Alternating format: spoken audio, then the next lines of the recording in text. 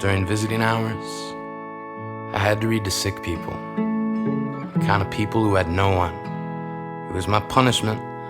Catholic school community service for farting on a nun's muffin. It was an accident, I swear to God.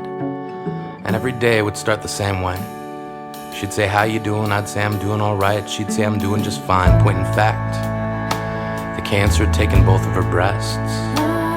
And I imagine wherever cancerous breasts get thrown, two of them mourned their lost body. But she could laugh. She had a laugh like a welcome mat. Or the same kind of smile Curious George would wear if he finally came out of the closet to be with the man in the big yellow hat. She'd touch where they used to be and say, "You know, it's probably good that they're gone. My ex-husband used to go about them all wrong."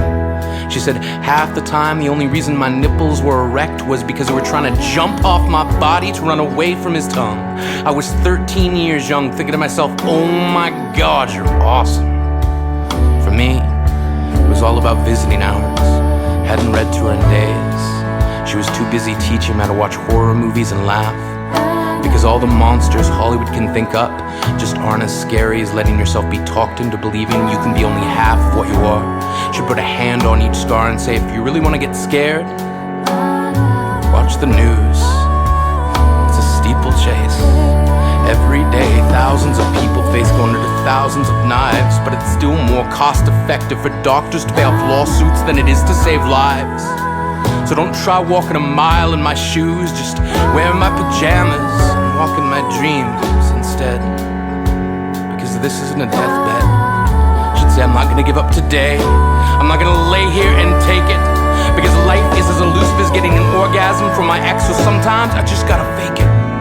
So if anyone ever tells you you're not good enough, you're not smart enough, give up your foolish dream.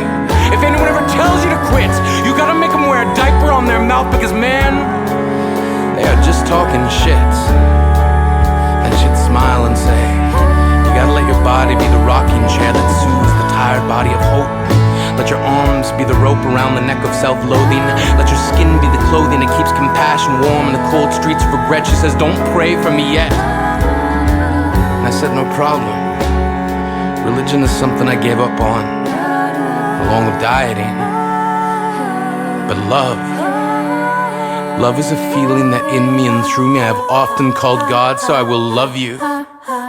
She looked me straight in the heart and said, "It's a shame they don't make hospital beds for two. But kid, you got your own shit to do. And I can't continue to let you be doing all right or be doing just fine. Not when there's a world full of people tired of dressing in shadows, just waiting for you to shine.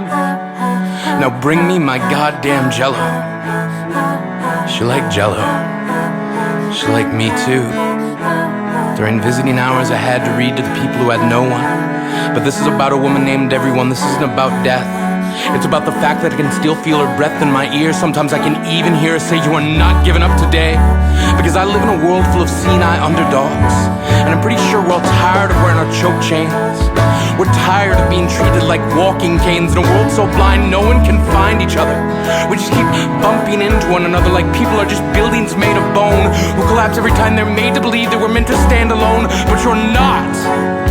Some of us can love. Some of us look like jokes.